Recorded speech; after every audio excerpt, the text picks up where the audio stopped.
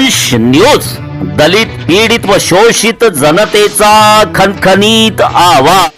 Video में पेश किए गए विचार इसमें शामिल लोगों की निजी राय है। हमारा चैनल इन विचारों का खंडन या समर्थन नहीं करता है, इसके लिए हमारा चॅनल जिम्मेदार नाही है।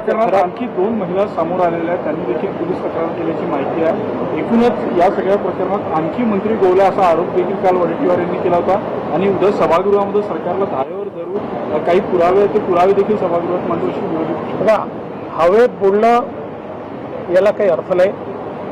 खरात यांचं प्रकरण अत्यंत गंभीर आहे।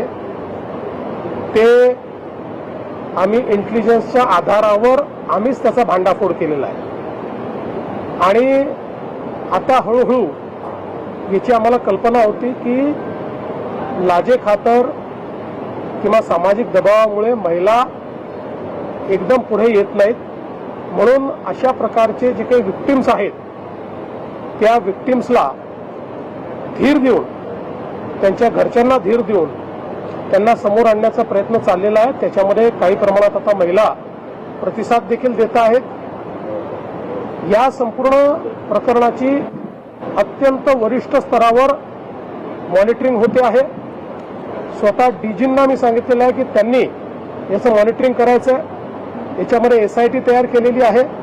नाशिक CP आणि SIT मिळून या ठिकाणी हे काम पूर्ण करता आहेत आणि मला असं वाटतं की या संदर्भात कुठल्याही परिस्थितीत कोणालाही स्पेअर केलं जाणार नाही।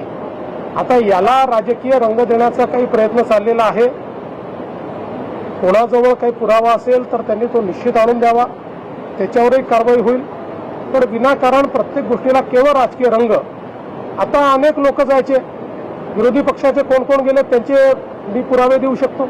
माझ्याकडे सर्वात जास्त तर माझ्याकडे पुरावे आहेत याचे, पण ते पोलिसांकडे आहेत, ते पोलिसांचं काम आहे, ते माझं काम नाही आहे। त्यांना खरातांना भेटणाऱ्यांपैकी कोणाचं इन्व्हॉल्वमेंट असेल तर कारवाई होईल, पण कोणी भेटलाय अशा याच्यावर जर कारवाई आपण करायला लागलो तर मला असं वाटतं की मग तुम्हाला माहिती आहे की कोण कोण काय काय कसं कसं करायचं। आता कालच तुम्ही देखील त्यांना आउट ऑफ टर्न पाणी कोणी दिलं, कसं दिलं, 40 किलोमीटर पाण्याची लाईन कशी दिली, हे सगळं तुम्ही काल दाखवलेलं आहे। त्याच्यामुळे मला असं वाटतं की याच्यामध्ये राजकारण करू नये, हा महिलांच्या डिग्निटीचा प्रश्न आहे। अशा प्रकारे आपल्या तथाकथित शक्तींचा उपयोग करून महिलांना भरीस पाडणं यापेक्षा वाईट गुन्हा असू शकत नाही।